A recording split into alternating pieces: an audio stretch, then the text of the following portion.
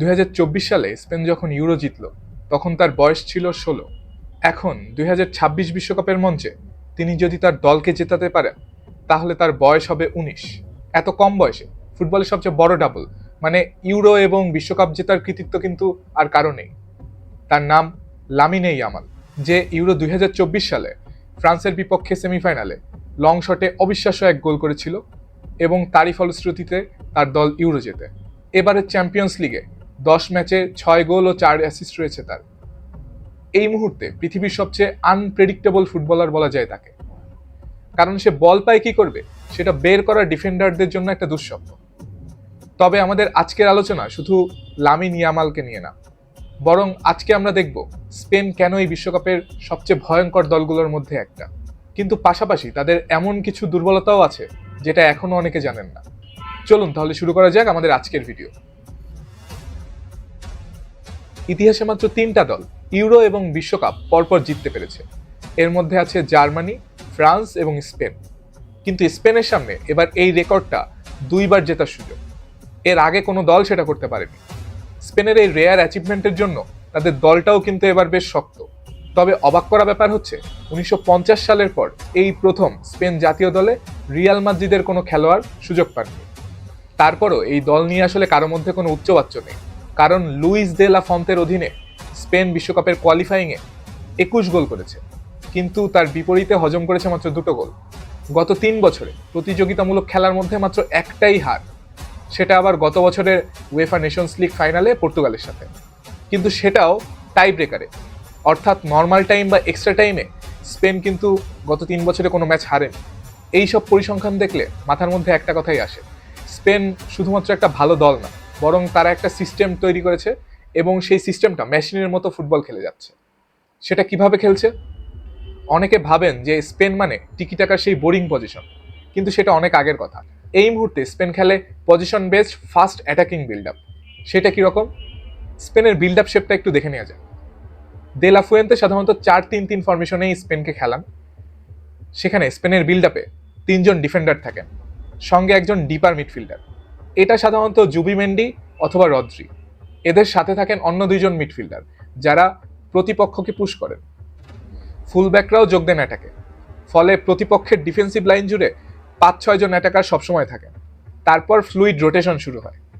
যে মিডফিল্ডারটা সামনে ছিল তিনি পেছনে নামেন, অন্যজন এগিয়ে যান। এই সিনক্রোনাইজড মুভমেন্ট দিয়ে অপোজিশন ডিফেন্সকে পুল করে তারা স্পেস তৈরি করে। কারণ তারা যে শুধু বলের দখল রাখে তা না, তারা এত দ্রুত ওয়ান টাচ ফুটবল খেলতে পারে যে অপোনেন্টকে ক্রমাগত রং পজিশনে টেনে নিয়ে যায়। যেমন দাবা খেলায় খুব ভালো খেলোয়াড় মাঝে মধ্যে প্রতিপক্ষকে যেমন ফাঁদের দিকে টেনে নিয়ে যায়, তারপর সুযোগ বুঝে চেকমেট করে, অনেকটা ওই রকম। স্পেনের সবচেয়ে ডেঞ্জারাস ট্রেকটা হচ্ছে, মানে যেটা ধরেন অন্য দলগুলোর মধ্যে দেখা যায়, সেটা হচ্ছে স্পেন যে পজিশনে আক্রমণ করে সেই পজিশন থেকেই ডিফেন্ড করে। অন্য দলগুলো বল হারানোর পর সাধারণত একটা ডিফেন্সিভ ট্রানজিশনের মধ্যে যায়, অর্থাৎ দ্রুত নিজেদের ডিফেন্সে ব্যাক করে একটা শেপ তৈরি করে, তারপর ডিফেন্স করার চেষ্টা করে। কিন্তু স্পেন অ্যাটাকের মধ্যে যেখানে বল হারায় সেখানেই বল রিকভারির চেষ্টা করে। এই কারণে স্পেন অপোনেন্টের বক্সে বা ফাইনাল থার্ডে অন্যদের চেয়ে বেশি বল রিকভারি করতে পারে। ইউরো 2024-এ স্পেনের স্ট্যাট বলছে সব দলগুলোর মধ্যে তারাই সবচেয়ে বেশিবার ফাইনাল থার্ডে বল রিকভারি করেছিল। এবার আসা যাক এদের মিডফিল্ড নিয়ে। এদের মিডফিল্ডে এতগুলো ওয়ার্ল্ড ক্লাস অপশন যেটা বোধহয় আর অন্য কোনো দলের নেই। তাদের মিডফিল্ড পজিশনে আছে Rodri, Pedri, Zubimendi, Mikel Moreno, Fabian Ruiz, Gavi, Dani Olmo. সম্ভবত এই টুর্নামেন্টে সবচেয়ে ডিপার মিডফিল্ড এদের। কাকে রেখে কাকে খেলাবেন সেটা নিয়েই বোধহয় কোচ দে লা ফুয়েন্তে পড়বেন মাথা ব্যথায়। 3জন মিডফিল্ডারের কার প্রোফাইল কেমন? এদের মধ্যে একজন থাকবে যে ট্যাকটিক্যাল এবং ইমোশনাল হিঞ্জ হবে, মানে তিনি যখন মিডফিল্ড থেকে সেন্টার কন্ট্রোল করবেন পুরো দল যেন নিশ্চিন্ত থাকতে পারে এবং অ্যাটাকিং প্লেয়াররা ফ্রিলি আরো ওপরের দিকে খেলতে পারেন। এই প্রোফাইলে আছে রদ্রি এবং জুবিমেন্ডি। আর 2জন থাকবে যারা হচ্ছে সাধারণত পকেট অফ স্পেস খুঁজবে অথবা প্রেসার মোমেন্টে বলের পজিশন মেনটেন করতে পারবে, কারণ এদের হাতেই মূলত স্পেনের অ্যাটাকিং প্লে নির্ভর করবে। এর মধ্যে এরা যখন বল হারাবে সেটা রিকভারি করার মতো ক্ষমতাও তাদের থাকতে হবে। এই প্রোফাইলে সবচেয়ে নির্ভরযোগ্য নাম পেদ্রি। এর সঙ্গে ফ্যাবিয়ান রুইজ, মিকেল মোরেনো কিংবা গাভি খেলতে পারেন। তবে প্রতিপক্ষকে যদি আরেকটু এক্সপ্লয়েট করতে চান তখন হয়তো দে লা ফুয়েন্তে 4-3-3 এর বদলে 4-2-3-1 ফরমেশন ব্যবহার করবেন এবং সেই ফরমেশনে নাম্বার 10-এ হয়তো দেখা যাবে ড্যানি ওলমো কিংবা গাভিকে। এবার আসি লামিন ইয়ামালকে নিয়ে আলোচনায়। ডিফেন্ডাররা কেন ইয়ামালকে সিঙ্গেল হ্যান্ডেডলি আটকাতে পারেন না? তার আগে ইয়ামালের ইনজুরির আপডেটটা জানাই। গত 22 এপ্রিল বার্সেলোনার হয়ে পেনাল্টি নেওয়ার সময় লেফট হ্যামস্ট্রিং পুল করেন ইয়ামাল। দ্রুতই রিকভারি করেছেন। কোচও জানিয়েছেন জুনের 15 তারিখে প্রথম খেলার আগে ইয়ামালের ফিট হওয়ার সম্ভাবনা অনেক। তবে শুরুর একাদশে থাকবেন না, হয়তো কয়েক মিনিটের জন্য মাঠে নামবেন, শুধু কন্ডিশন ইমপ্রুভ করার জন্য। মানে স্পেনের সবচেয়ে বড় অস্ত্র পুরোপুরি ফিট না হয়ে টুর্নামেন্টে আসছে, কিন্তু এটা নিয়ে স্পেনের তেমন কোনো মাথা ব্যথা নেই। এখানেই আসলে স্পেনের ডেপথের ভয়াবহতা। কারণ অপশন হিসেবে তাদের হাতে আছে Nico Williams, Danny Olmo, Ferran Torres. Yamal প্রথম ম্যাচে না খেললেও তাই খুব একটা সমস্যা হবে না। ভিডিওর শুরুতে বলেছিলাম ইয়ামালকে বলা যায় এই মুহূর্তে পৃথিবীর সব থেকে আনপ্রেডিক্টেবল ফুটবলার, যার মুভমেন্ট বোঝা অপোনেন্টের ডিফেন্ডারদের জন্য দুঃস্বপ্ন। ফরমেশন অনুযায়ী ইয়ামাল রাইট ফ্ল্যাঙ্কে শুরু করেন, কিন্তু ফাংশন করেন বিভিন্নভাবে। সে যেমন টাচ লাইনে থেকে ডিফেন্ডারদের স্ট্রেচ করতে পারে, একই রকমভাবে হাফ স্পেসে ড্রিফট করে অপারেট করতে পারে। ফলে ডিফেন্ডারদের ডিফেন্সিভ ডিসিশন আরো কমপ্লিকেটেড হয়ে যায়। মানে ধরেন একটা ফুল ব্যাক অথবা লেফট সেন্টার ব্যাককে অপশন দেওয়া হচ্ছে, তুমি কি ওয়াইডে থাকবা নাকি ন্যারো। যদি সে ওয়াইডে থাকে তাহলে ইয়ামাল কাট ইন করে ভেতরে ঢুকবে, আর যদি সে ন্যারোতে থাকে তাহলে ইয়ামাল ডিরেক্টলি বল নিয়ে উইংয়ে চলে যাবে এবং সেখান থেকে ক্রস করে অ্যাটাক করবে। ফলে যে চয়েসে নিক না কেন ইয়ামাল তাকে বিট করে যেতে পারবে। স্ট্যাটস বলছে ইয়ামাল স্পেনের হয়ে প্রতি 90 মিনিটে গড়ে 4.2 শট ক্রিয়েটিং অ্যাকশনস তৈরি করেন, যেটা ওয়াইড অ্যাটাকারদের মধ্যে টপ। চ্যাম্পিয়ন্স লিগে এই সিজনে 10 ম্যাচে 6 গোল 4 অ্যাসিস্ট, 35টা শট অ্যাটেম্প্ট এবং 117টা সাকসেসফুল ড্রিবল। এমনকি 2024-এর ইউরোর গ্রুপ স্টেজে ইয়ামালের সাকসেসফুল ড্রিবল রেট ছিল 64%, যদিও সেটা নকআউট রাউন্ডে কমে যেয়ে হয়ে গেছিল 48%। ডিফেন্ডাররা যেমন অ্যাডাপ্ট করেছিল, আবার সেই সঙ্গে ইয়ামালের বয়সও তখন ছিল মাত্র 16। এখন কিন্তু ইয়ামালের বয়স 18। যথেষ্ট ফিজিক্যাল ডেভেলপমেন্ট হয়েছে, ফলে নকআউটের ওই 48% ড্রিবল সাকসেস রেট এবার হয়তো আরো বাড়বে। ফলে তাকে আটকানো কার্যত ডিফেন্ডারদের জন্য অসম্ভব হয়ে যাবে। এখন কথা হচ্ছে ইয়ামাল কিভাবে দলের জন্য স্পেস তৈরি করে। ইয়ামালের প্রেজেন্সই আসলে অপোনেন্টের ডিফেন্সিভ স্ট্রাকচারকে চেঞ্জ করে দেয়। মার্ক করার জন্য ডিফেন্ডাররা বেশি মনোযোগী হয়, ফলে স্পেনের বাকি অ্যাটাকিং প্লেয়াররা অটোমেটিক্যালি বেশি ফ্রিডম পায়। ইয়ামাল কিন্তু বল পায়ে না থাকলেও অপোনেন্টের স্পেস পেনিট্রেট করার চেষ্টা করে, তখন ডিফেন্ডাররা অফ দ্য বলে মার্ক করতে যেয়ে অন্য কাউকে মিস করে যায়। ওই খেলোয়াড় তখন ডেঞ্জারাস পজিশনে চলে যায়। পুরোটাই আসলে চমৎকার একটা টিম প্লে। ইয়ামাল এই বয়সে টিম প্লে করতে পারেন বলেই আসলে সবার থেকে আলাদা। এখন কথা হচ্ছে স্পেনের কি তাহলে কোনো উইকনেস নেই? আমি অন্তত একটা ক্রিটিক্যাল উইকনেস আঙুল দিয়ে দেখাতে পারি। সেটা হচ্ছে স্পেন যখনই অ্যাটাকে যায় তখন ফুলব্যাকরাও এতটাই সামনে চলে যায় যে তাদের পেছনে প্রচুর ফাঁকা স্পেস পড়ে থাকে। যেমন এই যে তুরস্কের সাথে 2-2 গোলে ড্র হওয়া এই ম্যাচটা, এখানে স্পেনের 2 ফুলব্যাকই সামনে চলে গেছে, ফলে পেছনে আছে মাত্র 2 জন সেন্টার ব্যাক। এটা আসলে স্পেনের ফিলোসফিরই একটা অংশ।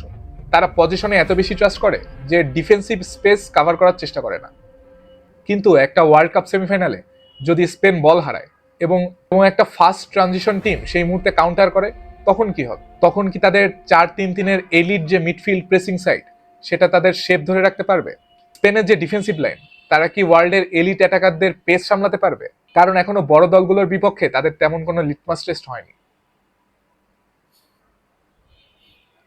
রিসেন্টলি যাদের বিপক্ষে খেলেছে তারা কেউই আসলে হাই লাইন ডিফেন্স বা হাই প্রেসিং দিয়ে স্পেনের ডিফেন্স কিংবা মিডফিল্ডকে ডিস্টার্ব করে নাই। ফলে এসব প্রশ্নের উত্তর আসলে এখনই জানা যাচ্ছে না। গ্রুপ রাউন্ডে তারা বড় প্রেসার টেস্ট পাবে উরুগুয়ের কাছে। উরুগুয়ের কোচ এবার মার্কো বিয়েলসা।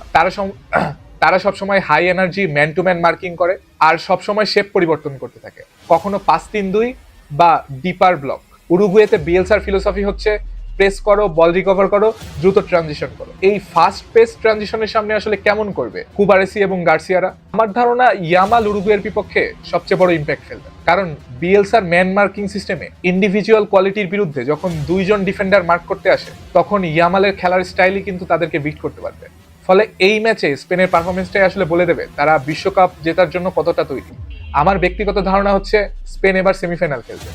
কাগজে কলমে কিংবা বাস্তবের হিসাব নিকাশে তারা এরকমই স্ট্রং স্কোয়াড। তবে তাদের সবচেয়ে বড় থ্রেট হবে আর্জেন্টিনা কিংবা ফ্রান্সের মতো দলগুলো, যারা বল হারিয়ে দ্রুত ট্রানজিশন করতে পারে এবং স্পেনের এক্সপোজড ফুলব্যাকদের পেছনে থাকা যে স্পেস সেটা এক্সপ্লয়েট করতে পারে উইংয়ের পেস দিয়ে।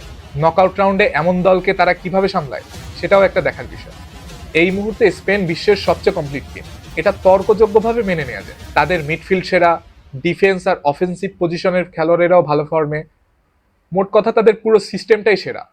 তার চেয়েও বড় কথা হচ্ছে তাদের কাছে লামিন ইয়ামালের মতো এমন একটা ট্রাম্প কার্ড আছে যে কিনা আগামী 15 বছর ফুটবল বিশ্বকে রাজত্ব করার পটেনশিয়াল রাখে। ইতিহাস তো এটাও বলে যে ফেভারিটরাই সবসময় বিশ্বকাপ জেতে না, কারণ 2014 সালে এই স্পেনই ছিল হট ফেভারিট।